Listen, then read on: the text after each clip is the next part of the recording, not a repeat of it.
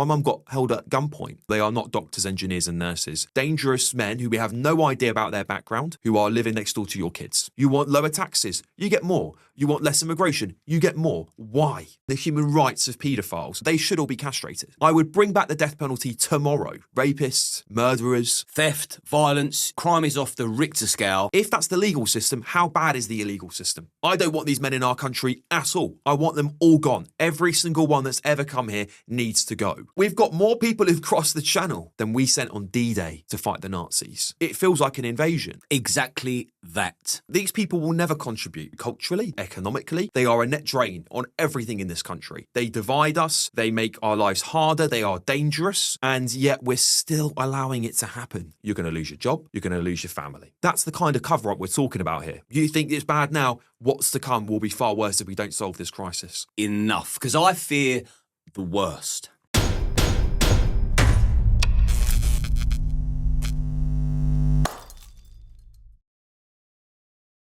For the last year, I've been working with Ryan from Change, and now they're sponsoring our channel so we can keep bringing you these conversations. Change are the #1 mentoring program that teaches you e-commerce step by step where no previous experience is necessary. Whilst working with Change, I've seen life-changing money be made and community members free up more time to spend with their families. A successful business is not built overnight, and you would need to put in the work before reaping the rewards. The more you put in, the more you get out. The community are full of like-minded people, all striving for success and all willing to help each other. Change offer one-on-one training, online courses and group seminars so you get all the support you need to succeed. If you're looking for a new opportunity, get in touch with Ryan via Instagram at RyanJB and he'll take you through all the steps to building your own successful business. Alex. Good to see you, Liam. How you doing? Yeah, thanks for coming on. My pleasure. Appreciate it. And I'm a fan of your work, by the way. I'm a huge fan of your work. It's brilliant. Well, the more I think people like us merge, it reassures people they're not alone.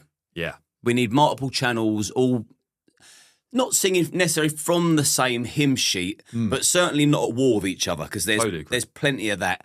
So let's get straight into it. What do you know about Sadiq Khan? He's recently denied any knowledge of covering up any kind of child sex crime. As a journalist from GB News, with your ear to the ground, do you believe him? No, I don't believe him at all. I don't believe the rape gang crisis isn't happening in London. I think actually it's more prolific in London than anywhere else in the country. And this is the problem, is that we've had multiple retired police officers who had their... I mean, there's a bloke, I can't remember his exact name, forgive me, but he had made notes of his time as a Met police officer. And he said he's got records of young girls, of children who had come to him and he'd spoken to about the rape gang crisis. He said he took that to his senior officers. And this is a massive expose in the Express, actually. People should definitely go and read it. He took it to his officers and he was told, if you carry on with this, you're going to lose your job, you're going to lose your family. That's the kind of cover-up we're talking about here. This is serious stuff. And to say that Sadiq Khan, who's the Mayor of London and the Police and Crime Commissioner of London, doesn't know about it or hasn't been in some way informed, I think is massively exposing. Now, of course, he could plead ignorance. He'll just say, I wasn't aware or I didn't know. But isn't it telling that they've reopened 9,000 cases in London? Isn't that telling us something, that something more is going on here? And only after the few weeks of pressure from the media. I think that exposes him a lot. I forget the woman's name. She asked him outright about the grooming gangs, and he looked at her baffled as if he didn't understand what a grooming gang was. For me, it was appalling. It was a despicable act towards the victims, just to sort of sweep them to the side and pretend you don't know what a grooming gang is. And I think that word needs to be reformed to rape gangs, unapologetically. Yeah. Because a lot of these gang rapists are Pakistani Muslim men. Yeah. And he knows that. So to sit there boss-eyed and pretend he doesn't know what she's talking about, and I don't get easily offended, but I just thought, you're an animal. And how long do you think he's going to last? Do you think he's going to step down? Do you think he's going to be fully exposed from what you know? Well, that when we were talking about Susan Hall, she ran against him. She did lose, unfortunately. It's a shame because she's very principled. And I think she would have got straight onto this. And it's not just people like Susan Hall asking David Curtin, who's he runs another party now. I can't remember the name of it. Heritage Party, I think it is. He questioned Sadiq Khan. And there's a really famous sort of Zoom meeting between all of them. That's now, you can find this on the internet, that basically David Kirsten asks him about the rape gang crisis in London. And Sadiq Khan goes, well, is it because of my race and my ethnicity you think I'm not taking this seriously? And again, it's this kind of always fighting back with race and ethnicity and religion. It's like, well, why can't you just answer the question? It's like, this is really important. And it's not just white English girls that are being raped. It's also Pakistani girls. It's Muslim girls. It's happening across London, right? So to deny answering that question doesn't just do a disservice to, white English people, but it does a disservice to people of every background. So this is something everybody should care about. No matter what religion you are, no matter what ethnicity you are, you should care about this. But do I think he's got longer left in him? Well, given the state of the Labour Party today and how they're polling, I think Sadiq Khan had major ambitions to be Prime Minister. And having spoken to some of his, ex-Labour staffers, I mean, he was gunning to be Prime Minister. He saw the Boris Johnson route into power. That's not playing itself out as well as he hoped it would, of course. So I think, I don't know. There were rumours that he was going to step down and try and run for office, but given the state of Labour Party today, I think he's finished. I think he'll go for another term, actually. Say that. I don't think he's going to go into major front bench politics anymore, but I think he's going to go for another term. I pray for the day Sadiq Khan is finished. Me too. He is a loathsome rat of a human being, vile, conniving, untrustworthy, disingenuous, doesn't like anything British people stand for, their culture, their history, their vision, their community. He's not good for the capital of our country. I think he's done a horrendous job. I think he has been I think he's been the worst mayor we've ever had. I think if you look at the state of crime, if you look at the taxes we're paying for, if you look at our services, you look at the tube, it's just graffiti. You look at knife crime, out of control. And then this is a bloke who spends millions of pounds renaming the Overground. Are you having a laugh? Nobody cares. Nobody cares about your woke rebrand of London. We want our kids to be safe. We want women to be able to walk. How is it you can go to Sydney? How is it you can go to every other major capital and women can feel safe walking through the streets, but we can't do that in London? Of one of the most powerful countries in the world, that is not possible anymore, that people have to look over their shoulder. That is his record. Does he want to be remembered for that? Because I always say to these people, what people care about more than anything else is that they can be safe, that they know their children can walk around safe. When you look back on great mayors and great politicians in time, you don't go, oh, they renamed the Overground, do you? You go, that man kept me safe. That man made sure I had money in my pocket. He's done none of that. He's done absolutely horrendous job for London. I'm sure him and his friends will pat each other on the back and think he's done a great job. This is a bloke who's just flown around the world, who's flying to Brazil and other places, but wants to have some sort of program, some communist program where you sign up to have your air miles capped. Hypocrisy stinks. It's a bloke who tells you London's safe and that we have to put up with mass stabbings, but drives around in a chauffeur, 100 grand, bulletproof, bomb-proof, taxpayer-funded car. I mean, you can't make it up, Liam. You cannot make it up. Nah, and also, before I move on to who's the most hated man in the country at the moment, I'm also pretty sure that most English men and women would like to be able to understand what they're reading when they're looking at a train station. Whitechapel, for example, which is now boldly in Arabic. Yeah.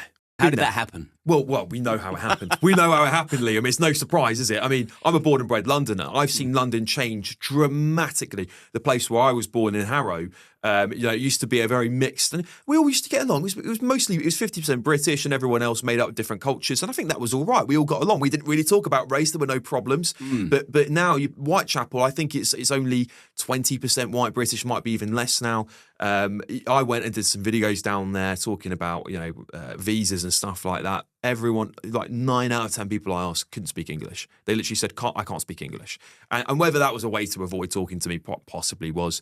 But we shouldn't be accommodating that anyway. We shouldn't be accommodating, they can't speak English. Let's just change all the signs then. What that tells us is that we've sacrificed our culture. We've sacrificed our values to help to just accommodate them, take over and have their culture run the whole area. If you saw the scenes with the masked Islamist sectarians who eyewitnesses said they were carrying bats. This was the counter-protest to the UKIP demonstration a few weeks ago. That should tell you something. There's a really famous clip of this lefty, right? It's so funny. I don't know if you've seen this. If you haven't, you have to see it, Liam. This lefty who's out to stand up to racism lot. He says, we're on the same side. This guy barges past him. We're on the same side. And then this masked Muslim bloke goes, no, we're not. And that is it. That is it in a nutshell. These people don't know what they are supporting. Yeah. Listen to what they're telling you. They're giving you the answer. Yeah. You're not on the same team. No. You never will be. And when they take over, like in Iran 1979, you lefties that are clapping and screaming and queers for Palestine, you'll be the first ones to swing. Chickens for KFC, turkeys for Christmas. My stepdad's from Iran. Good man. He is terrified of these Islamists, terrified of them. Well, he knows firsthand what they do. He saw it. He saw it happening. Their country's gone. It's gone. This is a country that was so westernized. Again, go and just Google it. Google pictures of Iran before the revolution. Women in bikinis, no mandatory headscarves, no mandatory burqas.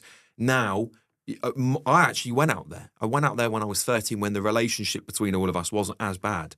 My mum got held at gunpoint because she showed a little bit of hair.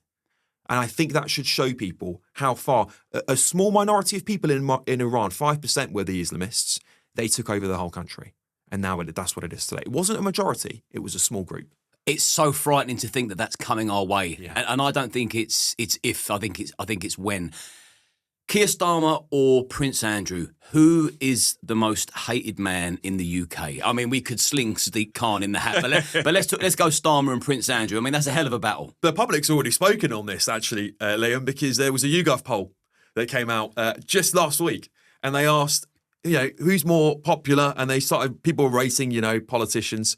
Keir Starmer's government rates lower than Andrew Mountbatten Windsor, as he's now called. That should tell you something. A Jeffrey Epstein-linked bloke is more popular than Keir Starmer's government. I don't know how much more unpopular a man could get. The left hate him, the right hate him, and people who just want to get on with their lives, who don't care about politics, also hate him.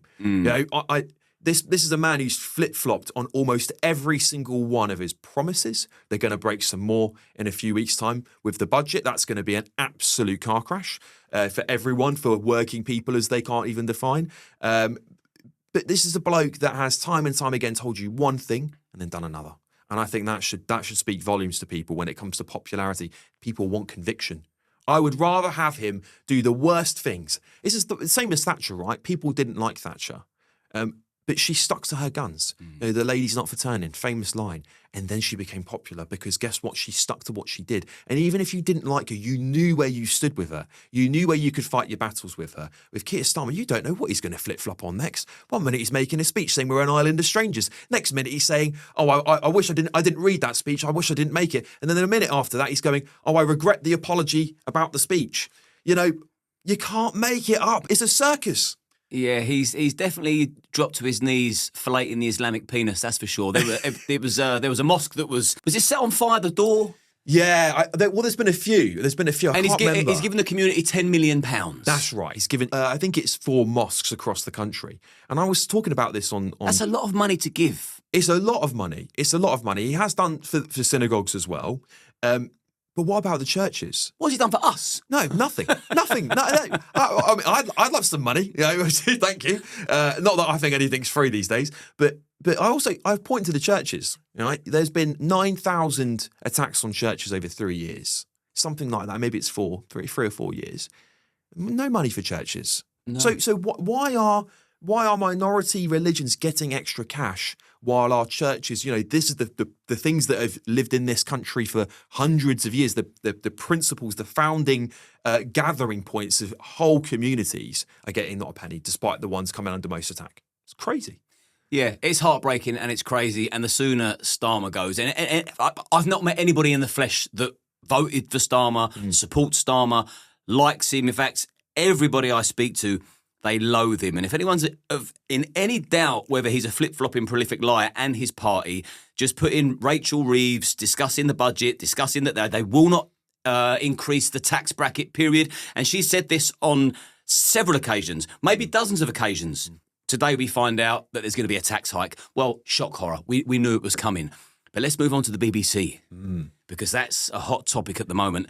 If you speak out against them, you're in serious trouble. I saw what they'd done to Tommy Robinson after he aired Panodrama, when he exposed John Sweeney's despicable setup, when he aired it outside their HQ. The next day, everything shut down on him. Yeah. So I know that they're a force to be reckoned with, and a lot of people won't really want to fuck with the BBC. Yeah. Because they do things like pump Hamas propaganda. Yeah. And has this been proven now, or are they being questioned about it? Is it speculation or is it proven? What happened was basically they filmed this whole documentary around this Gazan kid, and just turns out afterwards that this Gazan kid is the son of a Hamas leader. Just turns out that the BBC, despite apparently being warned, allegedly being warned, that they didn't do their research. They've got the BBC Verify. What are they up to, right? Busy, clearly. Verify your own stuff first. And so that's been exposed. So there's an Ofcom investigation into that now. We'll find out where that goes. Just the other night, though, they've doxed a video of Donald Trump looking like he's inciting a riot on Capitol Hill. So they've taken clips of his speech and then they've pasted it together for a panorama, which is meant to be a really serious BBC investigation, and painted it as if he's saying, let's go and fight on Capitol Hill. That is basically how they've edited that clip. And that has now been a massive... So now the White House is investigating the BBC. How embarrassing. How embarrassing for our country. It is a stain on our country to be able to say the President of the United States has been doctored by the BBC. That's something that we will have to basically pay for. Yeah, consider your options when you're being bullied to pay your licence fee. What are you paying for? Because if you want to sit there and listen to a load of lies, I'll set up a new YouTube channel and just tell you lies all day. You can pay me. Fucking insane. And this is the problem. They've got so much staff. In BBC Verify, I think it's got 50 staff just working on it, and they can't even verify their own stuff. And you think to yourself, what am I paying for? Why am I funding, BBC News International to write stuff up in Pidgin, Pidgin's a dialect in Jamaica, I believe, in the Caribbean islands? Why am I funding that? What benefit is it to me as a British person who is not getting reliable and trustworthy news, despite what their new advertisement tells you, which is completely bonkers? They've spent money going around going, trust is earned. Yeah, maybe start there, guys. Maybe you should be sending that advert to your own BBC staff. But you're paying for so much more than just that doesn't even touch Britain. It's a propaganda machine. Oh, it really is. Really, the rule of thumb should be never trust a media outlet that has a paedophile as their mascot at the top of their building. Like, that's your first clue. That's enough, A, not to pay your fee and never watch the BBC again. No, this is the problem, isn't it? And it's had issues from the Jimmy Savile massive expose, to the Hugh Edwards stuff. And, you can make arguments, and the BBC will, of course, say, well, we didn't know. This is what they would say, right? We didn't know these things were happening. But look, it should be an optional thing, right? If you want to go and watch BBC News, absolutely, it's a free country. Go and do what you want. But don't force people to pay for something that clearly isn't feeding them always accurate information despite what they tell you. Yeah, and it must be abundantly clear now to people, certainly people that are keeping their eye on the ball, that not everyone in the BBC is going to be guilty of corruption and, satanic behaviour, because they're just staff that want a job. Yeah. But higher up that chain in the BBC, there's some dark, evil shit going on there for some very, very nasty people. And you can't deny that now. And I'll tell you what else you can't deny, in my humble opinion. I'm interested as to what you think about this, because you've obviously been studying the migrant crisis and the serious trouble that we're in. And now they're shifting them from hotels to HMOs. Now, hotels are dangerous enough, but at least if you've got children, you can say, you see the Grand Marriott there, that houses men that we don't know where they've come from or what they've done. Stay away from there. Exactly. But when you're putting them in HMOs and you don't know one HMO from the other or where they're going to pop up next, for me, I think this has just escalated the danger level to a whole new height that we're not prepared for. We've just seen the Afghan in Hillingdon stab that guy to pieces and kill him. Should never have happened. So what are your thoughts on the migrants being shifted from hotels to HMOs? It is terrifying. It is genuinely terrifying. And I've been saying this for a really, really long time. We've had massive campaigns, and I understand British people want them out of the hotels in there. The Bell Hotel, what happened there was disgusting with Hadush Kabatu, prolific paedophile, got here 2 days later. He's sexually molested a child and then tried to sexually molest a grown woman in the same day, I believe, days after arriving here. They are dangerous men. They are very dangerous men, these people. They are not doctors, engineers and nurses. I understand people want the hotels closed. I want them closed. But I've been saying this for a really long time now, and I was challenging Cami Badenoch, the leader of the opposition, leader of the Tory party, on this as well, because she was campaigning for it. I said, where are they going next? Where are they going next? Ask yourself, whilst this government will not deport them, because I want to make this really clear before I carry on. I don't want these men in our country at all. I want them all gone. Every single one that's ever come here needs to go. I second that. Yeah, every single one of them. I don't care whether they've been granted asylum now or whenever. If you came over to this country and you broke into here illegally, you've got to go home. And until that day happens, I won't rest, because I don't believe any of them are safe. But the reality is, we're now putting them in two dangerous positions. Putting them into houses, which the economic impacts of the local area, first of all, they start a bidding war with the government, so that raises prices on your street as well. It then obviously puts your children at risk. They could be living next door to you before you know it. And they will be. There will be towns up and down this country that now have dangerous men who we have no idea about their background, who are living next door to your kids. Look at what happened in Belfast. Right, it's a good example. There was an alleged rape of a child, and the whole of Belfast erupted into riots for 2 days. All right, so I cannot stress how this HMO idea is the most dangerous policy the government's got at the moment, and there's many, but that's the most dangerous one.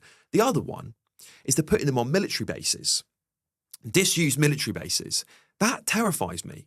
Now, I'm working on this story. I'm working on it at the moment, and unfortunately, we've had a few hiccups with it. So everything I'm about to say is unverified. So I just want to make that clear. But I've seen and been sent pictures of what looks like migrants getting access, not just to hardcore drugs and things like that, which you can probably imagine will happen on these disused military bases, but weapons included in that, guns, fake ID cards, things that would terrify you when you think, right, hang on, we've got a bunch of undocumented fighting age men who might have access to A-class drugs, fake ID cards, and weapons. Right? That should really terrify people. That they're on a base. They're on a base we used to fight the Nazis in World War II. There's something wrong about that. Yeah, it should frighten people. And when these counter-protesters turn up, I think, where have you been for the last 10 years? Do you not remember the ISIS videos that they used to put out to brag about how torturous they were? Absolute savages that are proud of their work. And a lot of people, if you cast your memory back 2 years ago to October the 7th in Israel at the kibbutz, when Hamas stormed the kibbutz and just slaughtered innocent families, children, women, beheaded soldiers. A lot of these clips were on Telegram. There was access to these. So these people that hate us because they come from, that part of the world that they're, Iran, in your curriculum, whether it's maths or English or science, included in there is how you must hate the West. Yeah. And they want to destroy people in the West. They don't like that. They bring their culture with them. They don't come here to take ours on board and embrace it. So when I see people protesting against the fear of their future, it infuriates me. Yeah. It saddens me and it infuriates me. It's like, we've got to get past you, liberal maniacs, before we can actually deal with the real threat. Yeah. Busted. They're never locals, are they? That's the hilarious thing. They're never locals. They've all been bussed in from some paid stand up to racism campaign groups. They've all got paid for placards. They don't care about the local people there. They think the local people who are protesting against them are racist, are far right. That's what they think. That's the slander they throw at everyone or smear everyone with. And then there's a bunch of lads who always come last minute, masked up, ready to cause a fight. And then the riot breaks out. And then guess who's smeared with it all? It's the local people. And that's the justification then for shutting these hotels down, right? For shutting the protest down outside the hotels. Like Bell Hotel in Epping, I think, had a curfew on it at some point in time. So, you're now told if you want to protest by the establishment, by the media elite, you should organise a mass demonstration in central London. Well, actually, this is a local issue. Why can't British people go and campaign outside a migrant hotel for potential rape of children, potential sexual assaults, hypothetically, whenever it's happening, and which it has happened up and down the country? It's wrong. It's completely wrong, and it's very dangerous because they want freedom of speech just as long as they can have it and you can't. Because if you have freedom of speech, all of a sudden, they might be getting a message out. We've got to counter that. We've got to make sure we're there. Stand Up to Racism is going to get a bus load of people in to make sure they can call you a racist so everyone can see it. Yeah, I hope this changes soon. Fun enough, this is going to air on Sunday and the day before the Saturday. So by the time people are watching this, I would have been to Crowborough, right, where the army barracks are going to house 600 illegal migrant, predominantly men, in a small town of a population of 20,000 people. So if you imagine half of them are men And out of those 10,000 people, how many are going to be children? So you could be walking around 1 in 10 people being an illegal migrant man. You've got whole entire towns that have just been taken over. They have been completely taken. Imagine there's a village. I can't remember where it is. Somewhere maybe in Greater Manchester, and that village now is 50-50 local natives and migrants. So every other person is an illegal migrant there. You can't imagine how terrifying that must be. It is absolutely insane we've allowed this to happen in Britain. We've got more people who've crossed the Channel than we sent on D-Day to fight the Nazis, right? That, again, how many more bombshell stats do people need to hear before you go, yeah, this is too much. This is looking like a bit of an invasion to me. Because that's how I feel. It feels like an invasion. It's baffling to me. It is baffling. These people will never contribute. They'll never contribute culturally. They'll never contribute economically. They are a net drain on everything in this country. They divide us. They make our lives harder. They are dangerous. And yet we're still allowing it to happen. Why? People have got to ask, why is this still happening? What is the purpose behind all of this? What do you think it will take before people, when I say people, I mean everyone says enough? Because I fear the worst. I really mean that, and I don't want to scaremonger people that tune into this channel. I want people to learn, enjoy some of the conversations, but also be mindful of what's going on out there.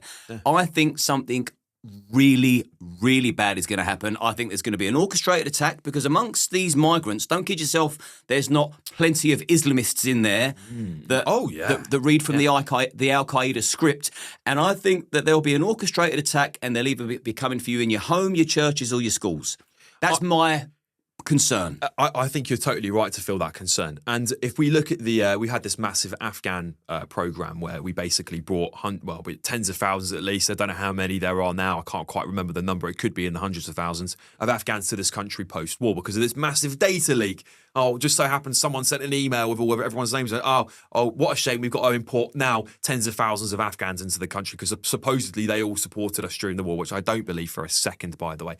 How many of those men are possibly Taliban related? You know, that's a question. I'm not saying I know because I don't. I think none of them might be, for all I know. But how can we even verify that, right? Even if one of them is, that is a threat to life in this country, right? So it's not just the illegal migrants; it's all the other programs. We're talking about hundreds of thousands of people over the course of the years that have come here, and it just takes a handful of them to be dangerous. Look at the 7/7 bombings, right? It was just a handful of men. It was a few men. And look at the chaos, right? So that it should terrify people. We just found out, front page of newspapers the other day, hundreds of men in this country that have come here legally are rapists, murderers, and worse in some cases. They've come into Britain legally, and our system didn't know that, right? So if that's the legal system, how bad is the illegal system? Exactly that. Come on, guys, wake up and smell the coffee. The likes of Narinder Kaur on X.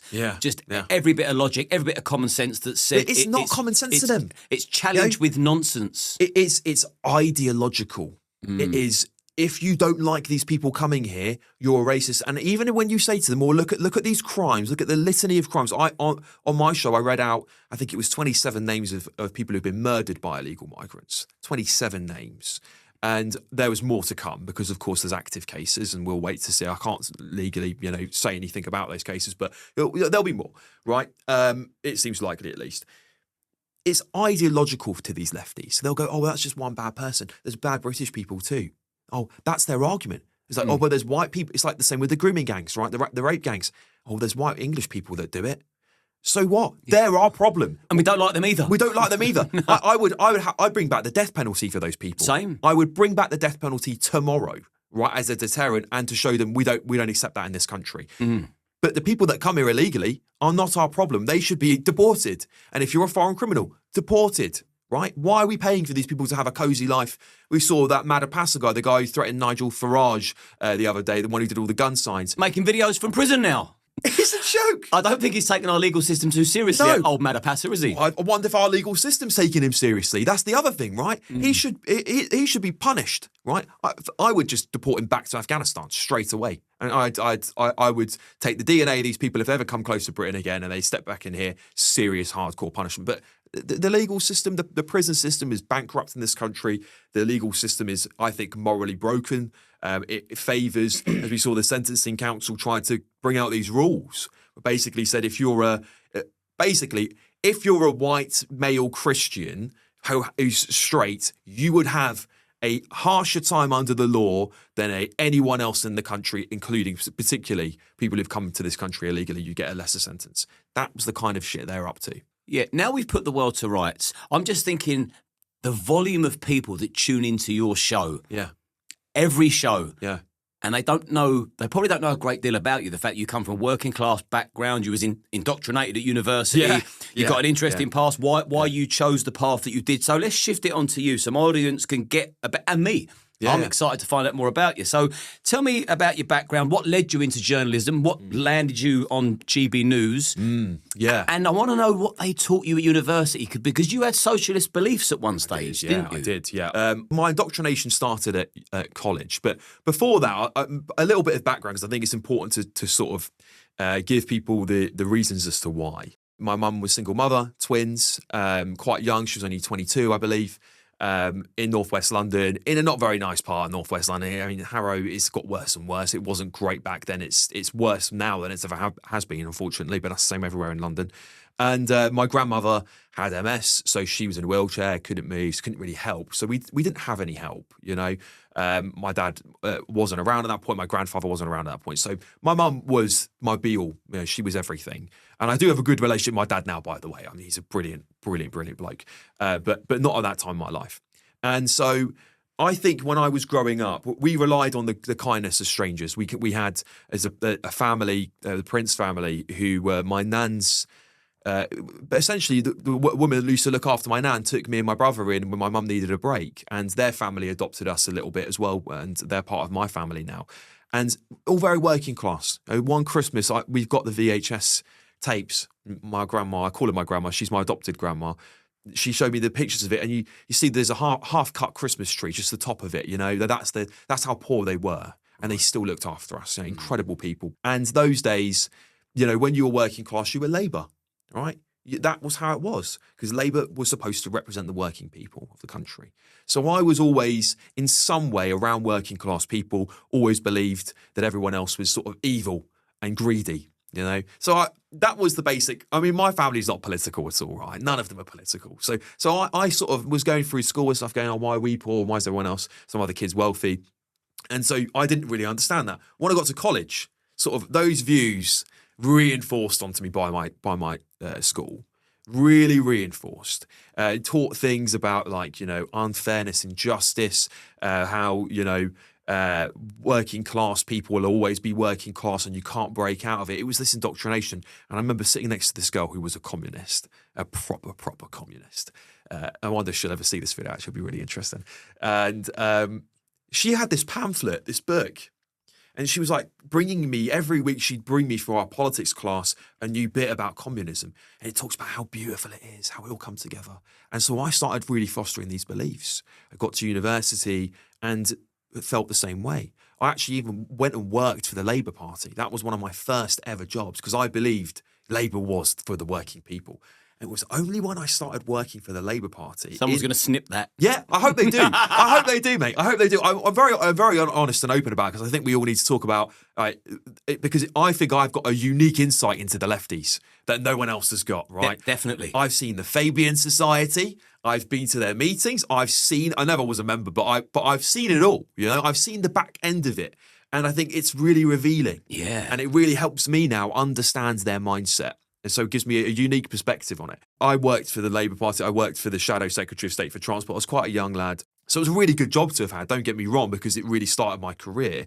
But at the same time, I started to see, it's like questioning things. You know, as soon as you question things, the answers always comes back with an ideological answer. Well, we have to do this in order to get to the end result of this, right? So communism and socialism and the left, it's all about stages. They don't just come in and go, tomorrow we're going to be communist. It's about taking you there slowly. It's right. How do we make sure the economic system, and China's doing a great job of this, by the way. No one recognises that China's still a communist country. It's got a long-term plan for communism. How do you slowly bankrupt the country? Before we go any further, yeah, you see what you just said about You said China, they're doing a great job of, socialism and they're bankrupting the country. Yeah. Can I ask you to do that? Yeah. In a Donald Trump impression. China, did you know about China? They're going to bankrupt the country. They're terrible people. But Xi Jinping, great guy. Huge fan, actually. It's a little bit better in the evening, so I've had a couple of drinks, but we'll do one at the pub at some point, Liam. Had to get it in there. No, I love doing my little Trump impression. Fantastic, actually, Liam.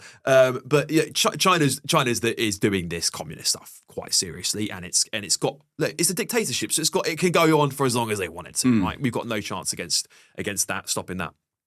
So communism is all about stages. I got indoctrinated into it, basically, and it was only thanks to some people around me, and I was very open to debate. I like hearing alternative perspectives. I think it broadens your mind, and I'm not someone who will shut someone down because I disagree with them. And I had people on the right talk to me, and slowly started paying taxes, going to work, and I was like, fuck this. What? So I've got to work for free now for the government for a little while? Are you joking? And then once you do that, I started to change, and then I think I became more and more right wing with my opinions. I was always like middle ground, I would have thought, sort of person, but I think that the ground has shifted. I think the middle ground, where what people would call us far right and right wing, is just where most people sit now, right? So I don't think there's anything extreme about any of us. I don't believe that we should have people flooding the country. I don't believe we should be taxing people out of their backside so they can't enjoy their own money more, because when we're 101% GDP to debt ratio, right? At what point do you go, my public services are definitely getting better, I'm paying more taxes? They're not. It's worse. So anyway, I brought myself out of it. I grew up working class, and obviously I'm not so working class anymore because I earn good money now. I don't try and cosplay as a working class person. I just am who I am today. But I do understand, I've lived on beans on toast for a week, my family suffered. My mum, bless her, God bless her, they don't own homes, I understand that struggle. I really do. And I still don't own a property. I want to get onto the housing market at some point. It is fucking hard. Yeah. It is fucking hard. And I feel this whole generation of young people has been totally screwed. Totally screwed ideologically. And that's why you see them turning to socialism and communism, because the country's failed them, and they want answers, Liam. They want to know why they keep working, and every time they work, it doesn't get them any step closer. They get taxed more. The law is used against them. They can't speak up. They feel trapped, and it's pushing these kids. I'm telling you, if you think us not a far right, you speak to some of the young kids in this country. You think it's bad now. What's to come will be far worse if we don't solve this crisis. So are you seeing that with the younger generations, that they're moving more and more towards the right? Oh my God, yeah, they are far more right wing than we could even possibly be called, Liam. That's interesting because from my research on universities, they're kind of like left-wing socialist indoctrination camps. So people are now pushing back against that. The amount of young men and women I speak to who hold, I would say, quite extreme right-wing views. Right. Extreme right-wing views is phenomenal. It's a phenomena, should I say. It's a lot of them. But on the same hand, you have got a lot of kids that hold extreme left-wing views. There's the ground that we all sit in now that we all think is a little far left, far right. Yeah. It's nothing. It's nothing. You've got to hear some of their views. Nick Fuentes in America, big commentator, he is really their sort of spirit animal for all these things. You see some of these young kids out on the streets now, going to some of the protests, the right-wing kids. They are going to lead the conversation unless we do something. And I don't blame them. They're so fed up. They don't believe anybody. They don't trust any political party.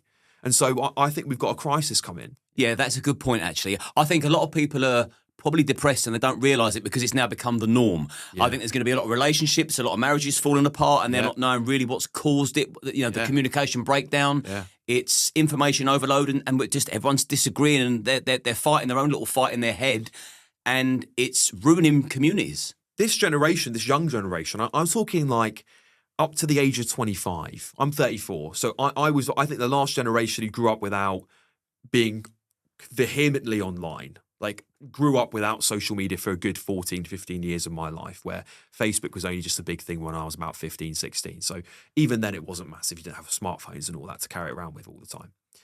These kids now grow up online all the time, and their algorithms feed them the thing that is the most extreme and most sensational. So they're becoming And wherever you land on that spectrum, you're becoming more and more further. The algorithm just takes you further and further away, right? So we've lost. Not only do they not have sex, these kids, right? The sex rate is down massively. So we've got a population crisis now. How bad is it going to be in 20 years, right? They don't have sex. They hold quite extreme views on the right, the left. The young Islamist group are becoming more extreme. The young left-wing group becoming more extreme. The young right-wing group are becoming more extreme. So this is civil war territory. That's what that is. You look at them when they grow up 34, 40, 50. If the system doesn't start rewarding their hard work, they go, fuck it. I'm going to get rid of that other lot over there. They're taking all my money. That's how civil wars start. And I don't want to sound sensationalist, but we need governments to start waking up and understanding, because they are constantly, people are told you're going to get change. And what do you get? You get exactly the same thing every time. You want lower taxes, you get more. You want less immigration, you get more. Why? Yeah. That is a huge problem. If the democracy doesn't work, democracy will not continue. That's it. And young people don't believe in democracy. What do I need to know about the Fabian Society? Because I hear this word, and the logo is a wolf in sheep's clothing, isn't it? It is. Yeah. So what is the Fabian Society? Yeah, really interesting. It's a socialist group, and it's a part of the Labour Party. Like, is it a Masonic type? No, I wouldn't say it's Masonic. I mean, I know Freemasons, and it's actually they're just a bunch of lads, really, do some funny handshakes. I mean, they're just it's an old boys' club, really, isn't it? Just to get away from the wives for a few hours, to go out drinking. Someone like David Icke would disagree. I'm sure he would. But having met so many Freemasons now, I just don't believe in that. And they don't come up with any policies or politics. They're just a group of lads who chat around the dinner table. It's kind of silly, really. Fabians, however, do come up with policies, right? And this is the difference. Is that I'm not afraid of old blokes having a pint at a dinner table, dressed nice and fancy, having silly little handshakes for a laugh. I'm worried about young, ideological, radical socialists who sit round a table and go, we're going to write some policies. Oh, we've got an MP who used to be a Fabian. Let's go give that to him. Oh, now he's a Secretary of State. Oh, let's start implementing some of those policies that we liked, right?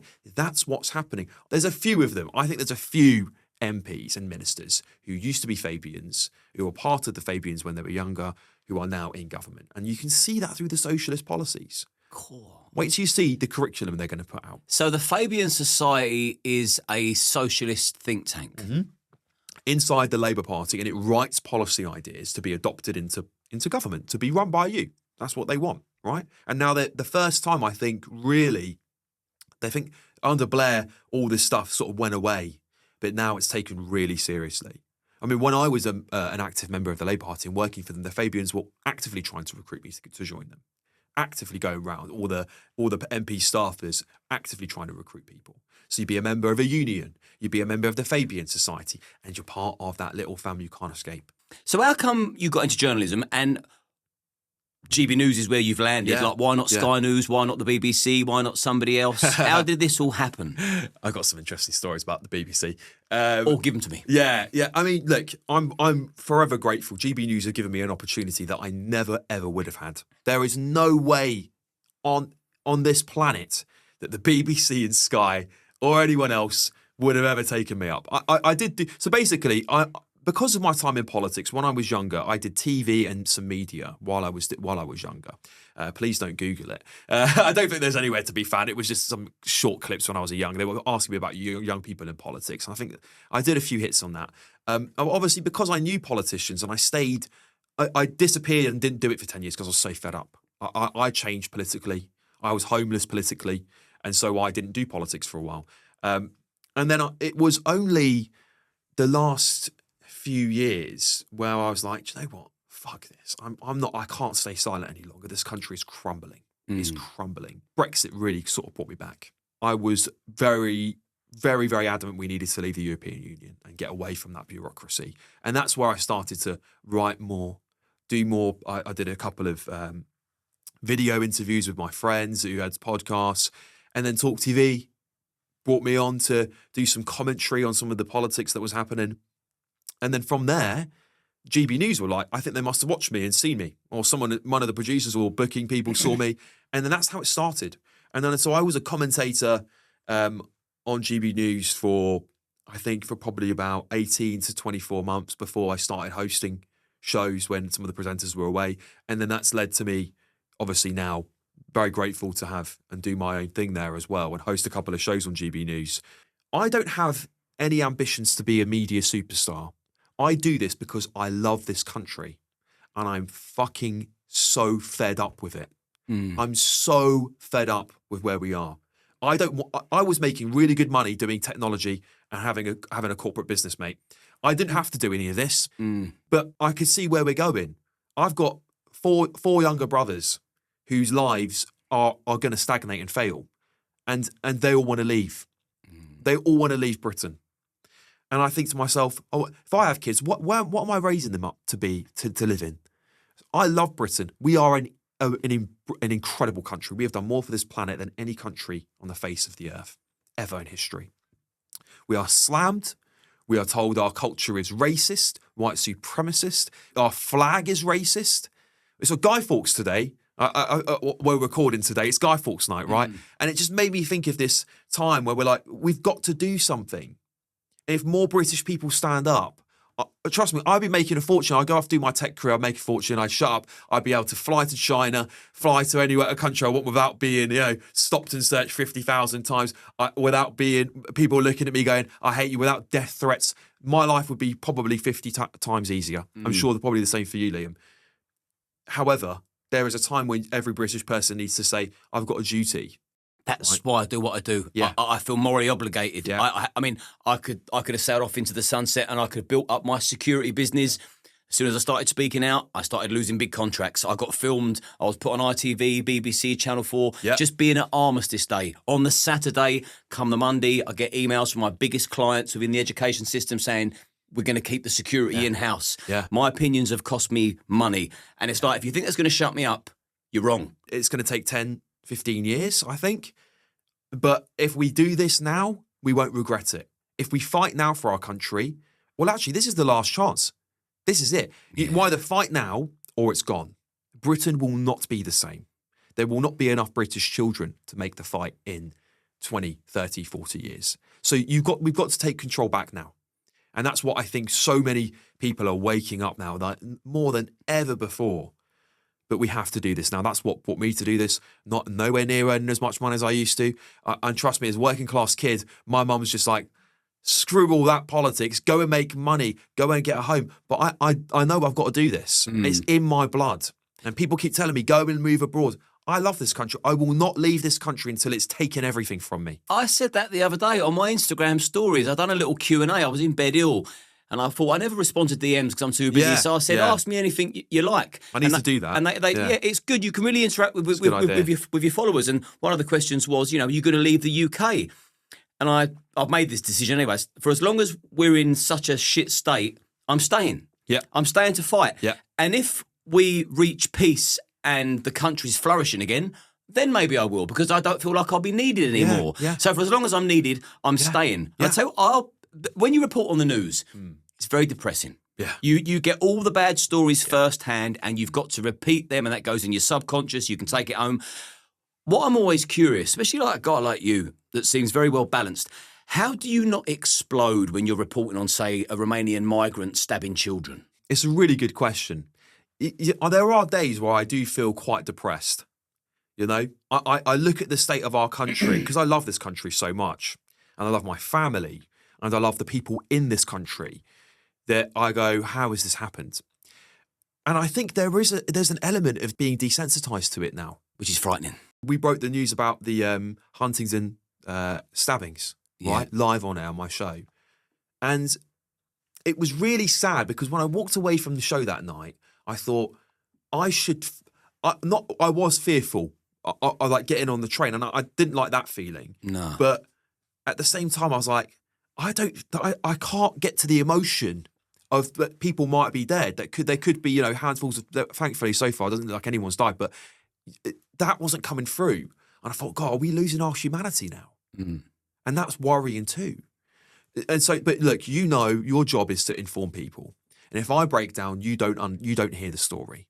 So it's my job to be composed and to read the news. As simple as that. right, and try and give you it. I give my opinion in it's one of the things I get to do, right? I'm very lucky. People know my opinions most of the time, and not everyone's going to agree with me. But I will try and read you the news completely factually. It's breaking news. I will tell you it as it is. And if you hear my opinion on the back of it, you know where I stand. You might not agree with me, right? But I want to try and balance out. I try and always get alternative views. My show always has someone. I know people scream at me, DMs all the time. Get those lefties off your show. Well, one, we need to have them, right? Because I want people to remember this. We have to have them for legal reasons, for Ofcom. The Off-communists, as people have called them before. We have to have them on there. But at the same time, we should hear what they have to say. If you don't hear what they have to say, and then they are putting out policies, you don't know how to fight them, right? So people should know what they're thinking. I think it's very important.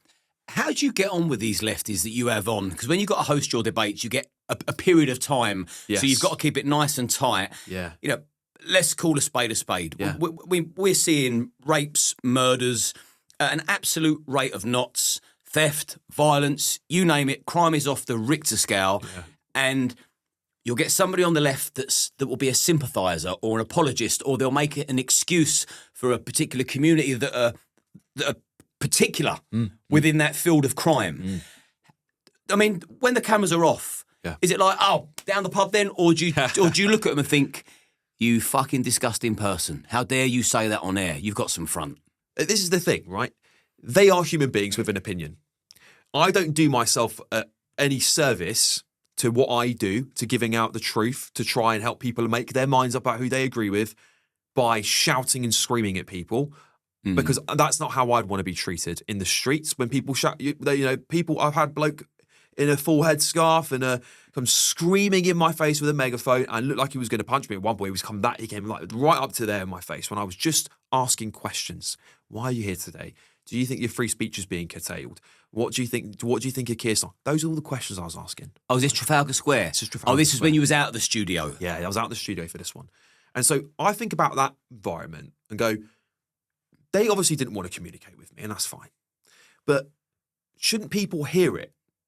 And so when the cameras aren't rolling, sometimes the debate will roll, and we will shout and we will argue. Sometimes you'll see the guests sitting on both my sides will not be looking at each other, will not shake each other's hands. This is what I want to know. Yeah, and it does happen. It does happen. However, there is a point you go, everyone's here for a job.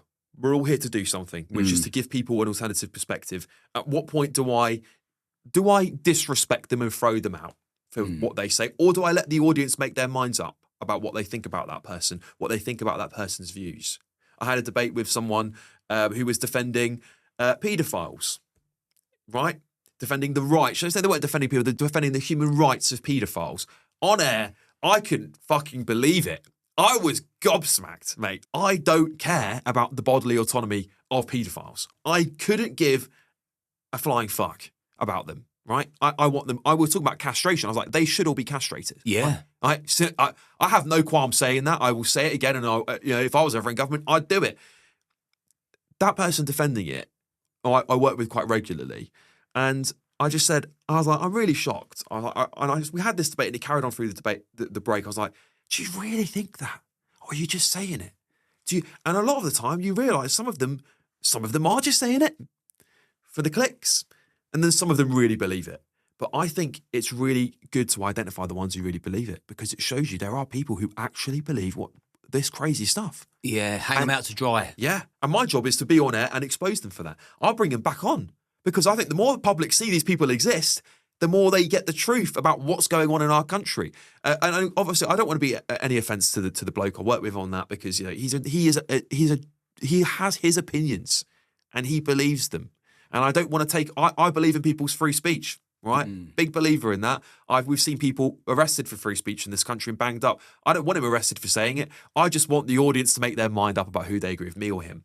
And also you want the public to see this man for exactly who he is, because that ideology in its own right is extremely dangerous. I think so. It's sick and perverse. And how anybody could defend that is beyond my wildest imagination. I think it's nuts. But that is a point of view people hold. And so my job is not to shout them out of the studio. My job is to expose that point of view. Yeah, I'm the same. I often get, I can't believe you're platforming that person. I could list the people off that I've got absolute hate for platforming. Right, I didn't build a podcast to sit in an echo chamber. Exactly. And I want people that I disagree with, like what they do, stand for, think and behave. I want to know why. Yeah. What has got you to this crossroads here? Yes. How have you arrived at this junction? Because where you're at now is fucking wild to most people. Yeah. Tell me where it went wrong, but they think it went right. Well, that's it, right? That's it. And I think, listen, and that's why we mustn't ever have an echo chamber because we will lose. We will lose so fast, right? We need to be challenged. Like we'll figure out. Maybe some of us have got bad ideas, right? I don't think I'm always right. I often look at something I say and I go, say, well, I got that wrong. And I'm very happy to say that when I'm wrong. You and me both. It's okay to change your mind. It's okay to learn something new and go, oh, okay, that's changed my mind. That is a superpower, not a weakness. We've got to stop thinking that's a weakness. We should be able to change our minds when we learn new things. Oh, mate. People that tune into me regularly will think, this is what Liam says. It's so nice. Oh, good. I'm pleased to hear that. It's so nice hearing somebody else that if you're presented with new information and evidence, it's okay to change your mind. And it's even better and bigger to apologise. Not that I want to bend over backwards for people, but if I'm wrong, I'm wrong, right? It's normal. It's human to be wrong. We're not gods. We're humans like people watching. And so I think it's really, really important that we find that. It's the same with, look, people criticise me for working for the Labour Party, for being a lefty at one point. I'm like, well, not only now do I have a very unique perspective on how they operate and understand how they debate, but I also am able to change my mind. Churchill famously, what did he say? If you're not a socialist when you're younger, you're heartless, and if you're not a conservative when you're older, you're brainless. So I love that quote. Yeah. Because he's right. It's bang on the money. It's bang on the money. Socialism is very attractive to young people, but when you're older, okay, right. I think time to drop the nonsense. Yeah. What's been the toughest moment for you as a journalist? Anything that's affected your mental health? Something that's stuck with you forever? Well, the death threats are quite severe sometimes. I get them quite often now. And there's people who, can be quite specific about what they're going to do to you. And so there are times when I'm alone, especially I'm at home alone, and I'm like, someone could just go bursting through my back door right now and kill me, If someone worked hard enough, they could figure out where I lived. I'm sure of it. Not that I don't really put it online or anything like that. And that's not a nice feeling to know that you're just here giving your opinion, right? No one has to listen to what I have to say. You can switch off. I'll be gone if you switch off, right? But that, just using my freedom of speech, that's worrying. That's scary. I think when you're reporting on stories about politicians and powerful people, you can be quite a worry. And because you just never know how powerful these people are, do you? That's the problem. How far will they go? How much do they dislike you? And of course, there's people out there, listen, I don't want to cosplay as an investigative journalist. I'm not, right? But there's great people out there who do really dangerous work, who are killed for it. There are journalists who are killed around the world for exposing things or being close to exposing them. So it's not a carefree job. Well, you think how dangerous the work Tommy Robinson does. I mean, oh my God, look at some of the work, some of the genius he's pulled out the bag. Yeah. All his documentaries that no one saw. He kept, even when he didn't have a platform, he kept making these documentaries. Yep. And now he's been able to platform again. YouTube, they keep him up. Elon Musk has been a lifeline for him. So now Elon Musk changed the game for everybody. Yeah, I genuinely believe. And listen, again, you don't have to agree with Elon Musk about everything. I really like Elon Musk personally. I really do. I don't think he's always right, but I think I agree with 99% of his opinions on things. Without that man, there'd be no free speech. It'd be gone. He has changed the game. He not only helped Donald Trump win, which killed the woke virus that was contaminating the West so quickly, but he kept X, changed Twitter to X, which has been one of the best things that ever happened. He's forced Mark Zuckerberg to go back on his clampdown, working with the FBI to censor people. And of course, people like Tommy Robinson would never have social media now.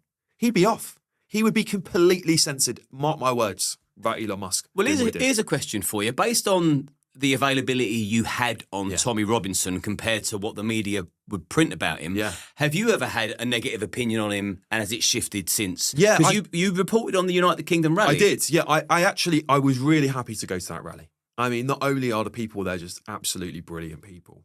I was like, I'll tell you this, because this doesn't get reported on in the news. This is why it's so important, right?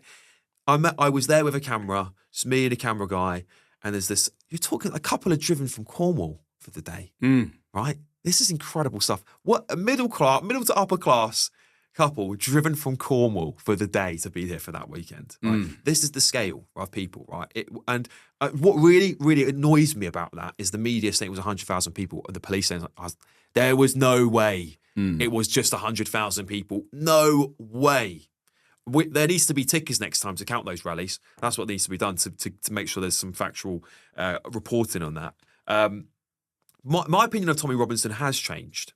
I don't agree with everything. I don't always agree with everything Tommy Robinson does. And I don't think he's an angel either, right? But I was one of those people who got brought up in a generation where Tommy Robinson was the most evil person in Britain. How that has shifted is incredible. He was so right about the Pakistani rape gangs. Oh my God, the only man talking about it, right? And he was called a racist for it, right? He was right. He was right. No matter what you think of him, there's got to be a point where people go, do you know what? We need to apologise for that. I wasn't in broadcast media, or I never even had a word to say about him at the time, but I knew about it. Yeah. The change I've seen, the shift in that is incredible. I also think he's changed as well. I read some of his book. I can't remember which book it was, but he writes in a really chronological way. He writes about his whole life. And it's really interesting seeing that, because you see how he was shaped as a kid. You know, his experiences with the rape gangs, with being attacked, with sectarianism, with Islamism. So again, growing up where he did, you know, it was inevitable. There was always going to be a Tommy Robinson, whether it was him or someone else. It's always that he was always going to exist in some way. Do you know what I mean? Right? It's always going to be. He's somebody. the first to say the establishment created me. It is their fault. Tommy Robinson, in an ideal world, in a better Britain, wouldn't exist. You know, not that he, as a person, would exist, but what he's become wouldn't exist. And I think maybe he would like that to have not been the case. That he didn't. I would like actually not to have to do broadcast media, and I could go off and make fortunes doing my tech career and live a happy life, buy a house, and do whatever I want. But here we are, and the people like Tommy Robinson exist because the establishment failed us, and they then covered it up, and then they censored us, all right, and then we went, not having that. Not having that. This happened, whether you think it didn't or not. Pakistani rape gangs are real. And he stood by his ground on that. And I've got respect for Tommy Robinson for doing that.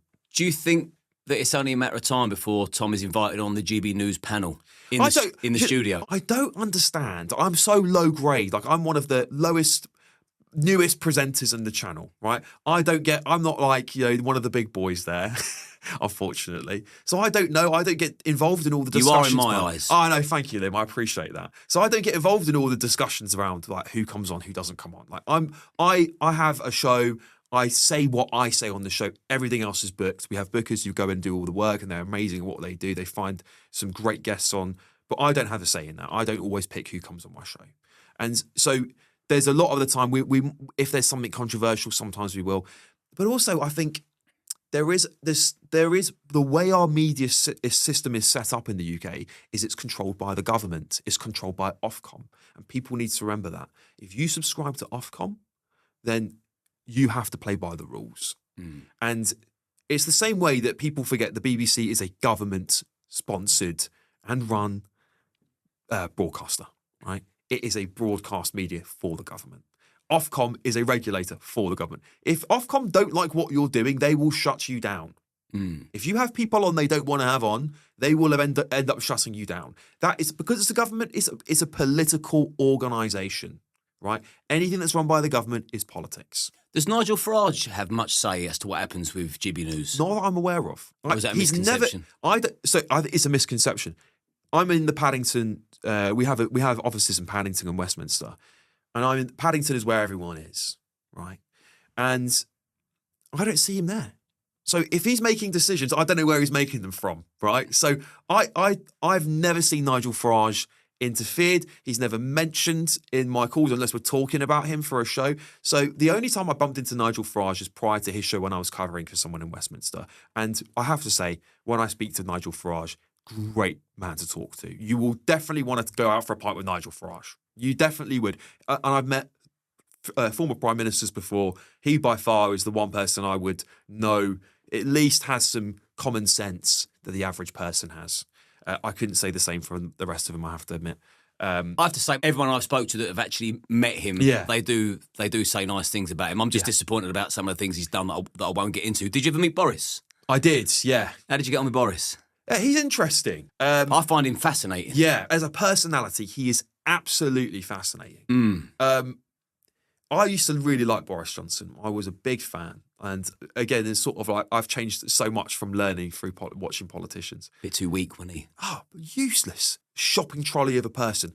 1 minute here, 1 minute there. He had no backbone. Those lockdowns shouldn't have happened. Yeah. That was a disaster for our country. He was led up different alleyways by whoever told him the latest bit of information. Brexit was a disaster.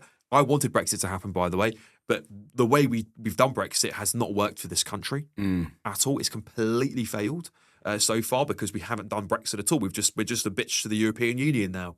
We just do what we're just copying all they do. What's the point, right? Boris Johnson, if he ever comes back into he mustn't ever be allowed near politics again, right? Net zero. Stick to your columns. Yeah, do your newspaper review. I'm so disappointed. Yeah, I thought it was going to be. I thought it was going to be the start of the change. All we got was one of the worst prime ministers I've ever seen. Before I ask you the final question, which I want the audience to join in on. Yeah, very, very upbeat, chirpy, positive ending. Good.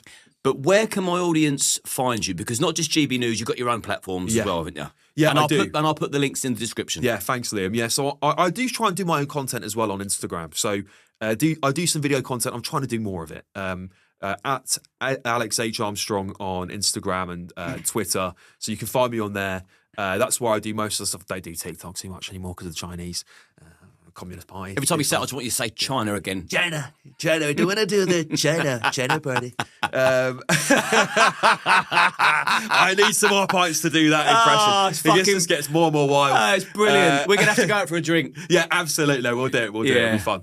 But yeah, it's, mostly Twitter or X, should I say, and Instagram. That's why I do most of my stuff. Okay, right. So the final question, and this is for everybody. Don't forget to like and subscribe to this channel because I bring conversations that the mainstream just will refuse to do. And we can swear and stuff on it. It's very laid back and easy going. But this is the upbeat, positive, chirpy final question. Who do you fucking hate the most? And you watching and listening on Spotify. Keir Starmer, Prince Andrew, or Sadiq Khan, and why? Oh, that's so hard, mate. I know. That's like one of the toughest questions. Unfortunately, out of the three of them, the one I don't dislike the most is Andrew Mountbatten Windsor. I don't like the bloke at all, trust me. But of the three of them, he's probably the one I would be more preferable to than the other two because I think the other two are destroying the country. This is a good start. It's a process of elimination. I'm eliminating one. I dislike. Do you know what? I'm going to be a bit controversial. I'm going to say I dislike Sadiq Khan more than Keir Starmer. I'm going to tell you why. Yes. One, I'm a Londoner, so it's my home that I feel he's destroyed. So I have a personal vendetta, making sure that what's going on in London is exposed. Keir Starmer is destroying the country, but he's only doing it the same way that Rishi Sunak and Boris Johnson and all the others did before him. He's just the same. He's a robot, right? Sadiq Khan, I think, has ideological motivations. I think he prioritises certain groups of people over others. I think he is divisive. I think he's smug. I think he doesn't take seriously some of the biggest crises in our country. I think he's the most disgusting of the loss of them. That's my opinion. I hate him the most out of all of them. Of course, Keir Starmer, not many good things to say about him, but I don't think anyone does. But, he'll be gone soon. Yeah, Sadiq Khan is a very smarmy, unlikable, unpalatable man. That's what I think. I'm sure he probably thinks the same about me, Liam. But his opinion don't matter. No, not to me, it doesn't. And I'm sure he'll go, well, Alex Armstrong's opinion of me doesn't matter either. And I think that, that's fine, but that's politics for you, isn't it? I'm sure the people on the left, like him, don't like me as much as I don't like them. If he does something good, if he ever does something good, I will praise him for it, right? I just want him to do one good thing for London, right? Get the police back on the streets. Stop faffing around spending all our money. That's all we asked for. I was going to say resign. Oh, that would be nice. But who's going to come next? That's the problem. That is the problem. That's the question. I always say, who's worse? Who's behind the doors? Those that got the Green Party lurking back there, got your party. So be careful what you wish for sometimes. And if anyone's curious as to what my answer to that question is, it's all three of them. They're all fucking scum. Yeah. Alex, so that's a better answer, wasn't it? I've really enjoyed that, man. That was great fun. Thank you, Liam. We'll really, do it again. Really and we'll have to go out for a drink as well. Let's definitely Get do that Donald Trump impression on the go. Yeah, it's way better when I'm pissed as well. Cheers, brother. Thank you, Liam.